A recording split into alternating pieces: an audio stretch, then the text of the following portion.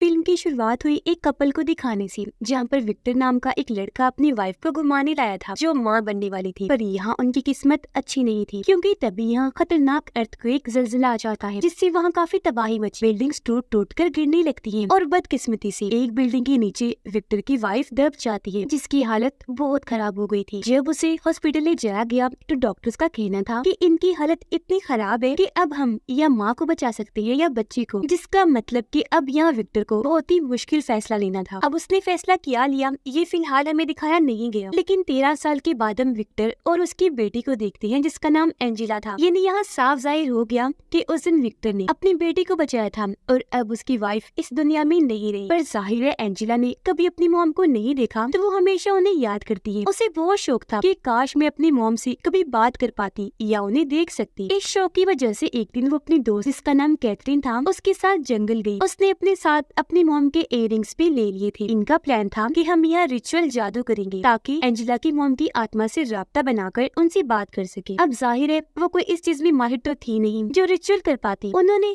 बस वैसे किया था ताकि कोई अच्छी उम्मीद तो मिले, पर यहाँ उनके साथ बहुत बड़ी गड़बड़ हो गई। जो रिचुअल उन्होंने किया गॉड से दुआ मांगकर एंजेला की मॉम से बात करने के लिए, वो तो कामयाब नहीं हुआ, पर उल्टा उनकी आवाज एक खतरनाक डीमन शैतान ने सुन ली थी और अब वो यहाँ इन पर हावी हो गया। इन्हें हवा में ऐसे गायब कर लेता है जैसे वो कभी थी ही नहीं। और अब उनके गायब होने की वजह से एंजेला की डैड विक्टर और कैथरीन की फैमिली काफी परेशान हो जाती है। उन्होंने पुलिस को भी रिपोर्ट की उनकी लापता होने की, जिन्होंने हर जगह उन्हें ढूंढा पर वो कहीं भी नहीं मिली। कोई सुराग तक वो ढूंढ नहीं पा रहे थे। अब जब विक्टर घर आया तो कुछ औरतें उसके घर के बाहर दुआएं कर रही थी, रिचुअल कर रही थी, जिन सबको विक्टर वहाँ से भगा देता है क्योंकि उसका इन चीजों पर यकीन नहीं रहा जब से उसकी वाइफ की मौत हो गई थी। पर फिर भी जैसी तैसी उन सब की दुआएं काम कर जाती हैं, क्योंकि 3 दिन के बाद दोनों लड़कियां एक शर्ट से मिल जाती हैं जो उनके एरिया से काफी दूर था। दोनों को फौरन वहाँ से लाया गया। अब उन्हें लग रहा था कि हम सिर्फ 2 या 3 घंटे के लिए ही गायब हुई थी, पर धक्का उन्हें तब लगता है जब उन्हें पता चला कि हम 2-3 घंटे नहीं बल्कि 3 दिन से लापता थी। दोनों लड़कियों की हालत देखकर साफ लग रहा था कि ये वो एंजेला और कैथरीन नहीं है जो गायब हुई थी, बल्कि अब वो अपने साथ एक खतरनाक डीमन को ले आई थी, क्योंकि उनके हाव भाव बर्ताव हर चीज एकदम बदल गई थी। ये कुछ खाती पीती नहीं थी, अजीब तरह से रहती है और ऐसी ऐसी ताकतें इस तरह की चीजें दिखाती है जो 13 साल की बच्चियों में हो ही नहीं सकती। दोनों लड़कियां एक दूसरे को महसूस भी कर सकती थी, क्योंकि इन दोनों को एक ही शैतान ने पोजेस्ड अपने कंट्रोल में किया था। यानी दोनों के अंदर एक ही डीमन है। इनमें बहुत गुस्सा भर गया था। एंजेला की हालत तो अचानक इतनी खराब हो गई कि वो अपने घर में अपने डैड को ही मारने लगी। वो बार बार अपनी माँ से मिलने की जिद करते हुए गुस्सा दिखा रही थी, यहाँ तक कि अपने नाखून खुद ही उखेड़ लेती है और अपने पेट पर मारकर उसने जख्म कर दिए थे, जिसकी हालत देखकर उसे फौरन हॉस्पिटल ले जाया जाता है। न सिर्फ एंजेला का बल्कि कैथरीन का भी यही हाल था। उसके मिलने की खुशी में चर्च में दुआएं हो रही थी, जश्न मनाए जा रहे थे, पर वो इन चीजों से चिढ़ जाती है। वो चर्च का सारा खाना और शराब खराब कर देती है। अपना हुलिया भी उसने काफी बिगाड़ लिया था, कपड़े गंदे, बाल बिखरे हुए, काफी अजीब हालत में वो चर्च में आती है। वहाँ जोरों से चिल्लाने लगी क्योंकि उसके अंदर शैतान था, तो उसे ये सब अच्छा नहीं लग रहा था, इसीलिए उसे भी फौरन उसी हॉस्पिटल में ले जाया गया। दोनों बच्चियों की हालत देखकर उनकी मोम डैड आपस में बात करने लगी। कैथरीन की मोम डैड कहते हैं कि वो लड़कियां जरूर जंगल से अपने साथ कोई डीमन लेकर आई है जब भी उनका ऐसा हाल है। यहाँ वो इस बारे में भी बात करते हैं कि जब जीसस क्राइस्ट को क्रॉस पर लटकाया गया था तो वो वहाँ से हेल यानी जहन्नम गए थे शैतान के पास, ताकि उसे अपने कब्जे में कर ले। ऐसा करने के बाद वो वहाँ से 3 दिन के बाद लौटे थे और अब यहाँ इन दोनों लड़कियों के साथ डीमन ने बिल्कुल वैसे किया। ये भी 3 दिन के बाद आई और एकदम बदली हुई। सबसे बड़ी बात, जो भी इन लड़कियों के साथ हो रहा था उसका इलाज डॉक्टर्स के पास भी नहीं था। उन्हें समझ नहीं आ रही थी अचानक से इतनी ताकतें आ जाना, डीमन जैसी चीजें करना वगैरह, जिससे अब विक्टर को भी इस सब पर यकीन होने लगा था, यानी कि सच में उनके साथ कोई बहुत बड़ी गड़बड़ है। एंजेला जो हॉस्पिटल में दाखिल थी, वो जब सोने लगी तो अचानक उसकी हालत अजीब हो गई। जो नर्स उसकी देखभाल कर रही थी उसके सामने एंजेला उसके पास्ट यानी उसका गुजरा हुआ वक्त बताने लगती है। ये तुम्हारा बच्चा होने वाला था पर वो जिंदा नहीं बचा और तुम नन सिस्टर बनना चाहती थी पर वो नहीं बनी, नर्स बन गई। सबसे चौंका देने वाली बात जो सिर्फ नर्स को ही पता थी, वो भी एंजेला उससे कह देती है कि जो अभी तुम्हारा नाम है वो नहीं बल्कि तुम्हारा कोई और नाम रखा जाना था, जिससे वो काफी हैरत में पड़ गई। और अब उसे यकीन आ गया था कि एंजेला के अंदर जो भी है इनके डीमन वो बहुत ही खतरनाक ताकतवर है, क्योंकि ये सारी नर्स की जिंदगी की वो बातें थी जो उसने कभी किसी को भी नहीं बताई थी। वो इस सब से डरकर विक्टर से जाकर मिलती है, उसे बताने लगी कि ये चीज नॉर्मल से काफी आगे जा चुकी है, इस तरह का केस मैंने आज से पहले नहीं देखा। वो उसे एंजेला की तरफ से की गई और भी चीजें बताती है और विक्टर को समझाने लगती है, जिसके बाद वो उसे एक किताब भी देती है जो एक काफी काफी मशहूर राइटर ने लिखी थी। उस राइटर की बेटी के अंदर भी डीमन आ गया था और चौंका देने वाली बात ये कि वही डीमन अब यहाँ आ चुका है जिसका नाम पजोजो डीमन है, जिसने एंजेला और कैथरीन को पोजेस्ड किया हुआ है। नर्स उसे कहती है कि मेरी बात का यकीन अगर तुम्हें नहीं आ रहा तो तुम उस राइटर की किताब पढ़ लो। उसके अंदर उसने जैसा बताया कि मेरी बेटी के साथ ये हुआ, इन दोनों बच्चों के साथ भी वही हो रहा है। अब तुम इस किताब को पढ़ के उस राइटर से मिलने जाओ। जिस पर विक्टर ने ऐसे किया। वो किताब को पढ़ने के बाद राइटर से मिलने गया जो अब काफी बूढ़ी हो गई थी। वो बताती है कि मैं पिछले काफी वक्त से अलग अलग रिलीजियस मजहबों और उनके कल्चर यानी मजहबों से जुड़ी हर चीज का पता लगवाने की कोशिश कर रही हूँ कि शैतान और एक्सॉर्सिज्म यानी जो शैतानों को भगाने के लिए किया जाता है वो काम कैसे करता है। जिससे मुझे पता चला कि हर मजहब में शैतान और एक्सॉर्सिज्म होता है पर अलग अलग रूपों में अलग अलग सोच के साथ। यहाँ हमें ये भी पता चलता है कि राइटर की बेटी काफी वक्त से उसके साथ नहीं है। वो तो ये भी नहीं जानती कि मेरी बेटी जिंदा भी है या नहीं, पर उसे यकीन है कि वो जहाँ कहीं भी होगी ठीक हो। अब विक्टर राइटर को हॉस्पिटल लेकर गया जहाँ एंजेला के अंदर का डीमन उसे देखते ही पहचान लेता है क्योंकि उसकी बेटी में भी यही डीमन जो था वो जोजो। यहाँ क्योंकि कैथरीन नहीं थी तो उसके बारे में वो पूछती है। वो लोग बताते हैं कि वो तो घर पर है। राइटर कहती है कि घर पर उसका ऐसे रहना ठीक नहीं, खतरनाक है, इसलिए अब ये लोग उससे मिलने के लिए चले जाते हैं। ये जब वहाँ पहुंची तो देखते हैं कि डीमन ने घर में तोड़फोड़ मचा दी है, पर खुशकिस्मती से कैथरीन के डीमन ने अभी तक किसी को मारा नहीं था। अब यहाँ विक्टर कैथरीन की फैमिली को संभालता है जबकि राइटर खुद ऊपर गई कैथरीन से मिलने के लिए जिसकी हालत बहुत खराब थी। वो काफी भयानक लग रही थी, अपने कंट्रोल में तो बिल्कुल भी नहीं थी। और अब जैसे ही राइटर उसके पास आई कैथरीन का डीमन उससे उसकी बेटी के बारे में उल्टी सीधी बातें करने लगा कि तुम्हारी बेटी मर चुकी है और अब हेल की आग में जल रही है। जिसके बाद कैथरीन का डीमन एक क्रॉस लेकर राइटर पर हमला कर देता है और उसकी दोनों आंखें ही फोड़ के रख देता है, जो चीज बहुत भयानक थी और बेचारे राइटर के लिए अफसोस वाली भी थी क्योंकि वो सालों से ये सब सीख रही थी। पर आज डीमन ने उसकी आंखें ही फोड़ के रख दी। उसे ये अंदाजा नहीं था किस तरह पहले शैतान ताकतवर खतरनाक था अब भी होगा और ऐसे सारे डीमंस होते हैं। उसे ख्याल करना चाहिए था, पर डीमन के खतरनाक होने का अंदाजा उसे इसलिए भी नहीं हुआ क्योंकि उसने कभी भी एक्सॉर्सिज्म होते हुए अपनी आंखों से देखा ही नहीं और ना ही ये कि डीमन अपने कंट्रोल से बाहर होकर क्या क्या तबाही मचा सकता है। अब विक्टर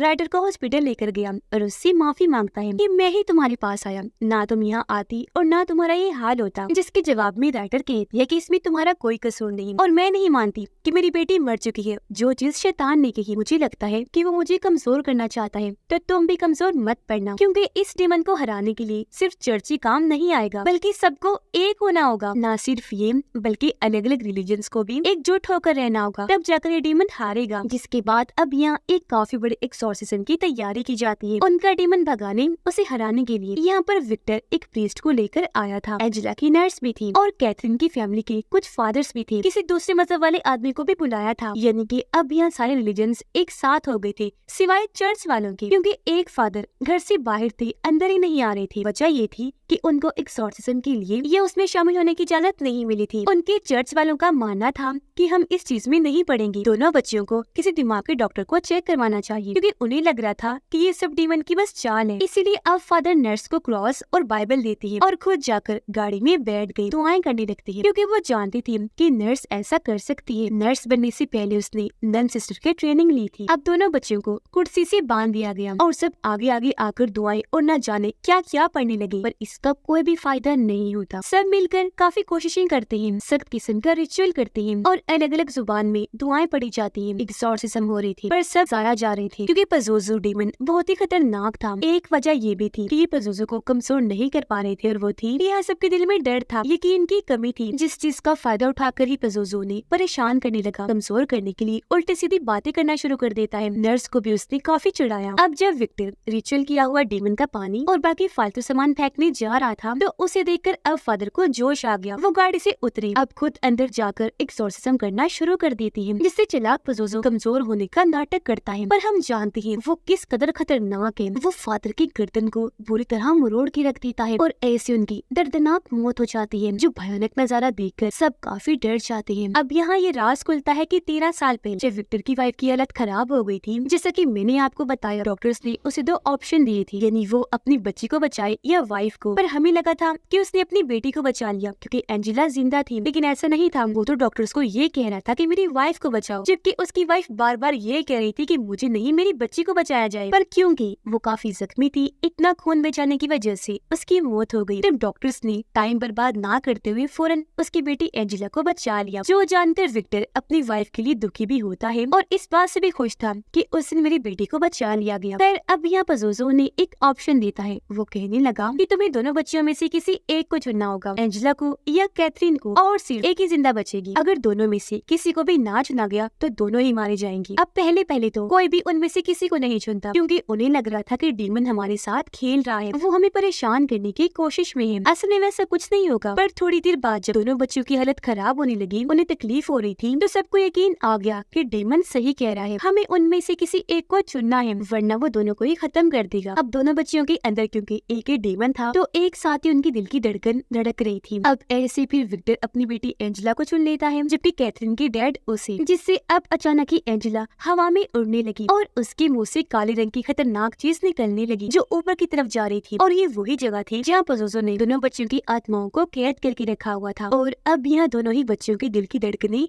रुक जाती हैं और पजोजो कैथरीन की आत्मा को अपने लिए इस्तेमाल करने लगा, जिससे यहाँ ये राज खुलता है कि असल में डीमन ने उनके साथ चाल चली थी। उसने उनके सामने दो ऑप्शन में से एक को चुनने को इसलिए कहा ताकि एक को वो लोग चुनकर जिंदा बचा लें, जबकि दूसरे की आत्मा को डीमन अपने लिए इस्तेमाल करे। जिस चीज से लोग अनजान थे, ये चीज डीमन ने उनके साथ इनडायरेक्टली की, उन्हें बेवकूफ बनाकर, क्योंकि ये डीमंस बगैर इजाजत किसी पर जुल्म कर सकते हैं, तकलीफ दे सकते हैं, पर आत्मा नहीं ले जा सकते, न ही इस्तेमाल कर सकते हैं। और अब ऐसे उसे आत्मा को इस्तेमाल करने की इजाजत मिल गई। सबसे बड़ी बात कि यहाँ चुनी जाने वाली लड़की को ही मरना था, और क्योंकि आखिर में कैथरीन की डैड ने अपनी बेटी को चुना, इसलिए डीमन ने उसे ले लिया और एंजेला की जान बच जाती है। अब इस वजह से हर कोई टूट जाता है। विक्टर अपनी बेटी की वजह से खुश तो था, पर कैथरीन के लिए उसे बुरा लग रहा था। थोड़ी ही देर में यहाँ पुलिस आ गई, जो छानबीन करने के लिए उन सबको अपने कब्जे में कर लेती है, क्योंकि जो कुछ भी यहाँ हुआ ऐसे यकीन करना बहुत मुश्किल था। अब कैथरीन को सांस दिया जाता है, बिजली के झटके लगाए गए, काफी कुछ किया गया, पर वो होश में नहीं आती, क्योंकि उसकी आत्मा तो पजोजो ले गया था, यानी वो खत्म हो चुकी थी। अब हम कुछ दिन की बात का वक्त देखते हैं, जहाँ एंजेला तो ठीक हो गई थी, पर अपनी दोस्त कैथरीन को खोने की वजह से दुखी थी। कैथरीन की मॉम डैड काफी टूट गई थी, नर्स को भी अफसोस था, और अब वो पुलिस वालों को डीमंस के बारे में लेक्चर दे रही थी कि डीमंस चाहती है कि हमें ये सब छोड़ देना चाहिए, पर ना हमें गॉड पर यकीन और ना ये सब रोकना चाहिए, जिससे अब यहाँ उन्हें भी यकीन होने लगा। जिसके बाद हमें राइटर दिखाई गई, जिस बेचारे की आंखें जा चुकी थी, और यहाँ तभी उससे कोई मिलने आया, जो और कोई नहीं बल्कि उसकी बेटी थी। असल में वो उसकी बेटी की आत्मा थी, जिसे वो सच समझ रही। और इसी के साथ इस फिल्म की कहानी यहीं पर खत्म हो जाती है।